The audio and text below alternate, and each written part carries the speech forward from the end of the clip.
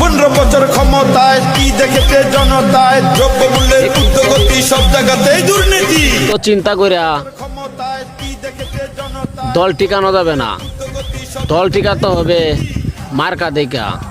মার্কা কি আমাদের ধানের শীষ।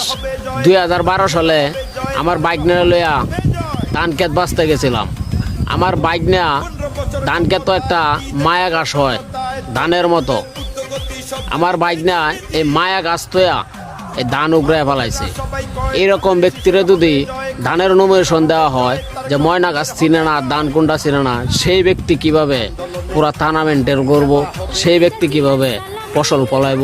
জোড়াতে অনুরোধ রইল আমাদের গৌরীপুর থানার যাচাই বাসাটা একটু ভালো মতো করবেন। ময়মনসিংহ 3 গৌরীপুর থানার যাচাই বাসাটা একটু ভালো করবেন, যে ভালো ফসল ফলাইতে পারবো তার হাতেই ধান তুলে দেন। আমাদের ধানের খুব প্রয়োজন।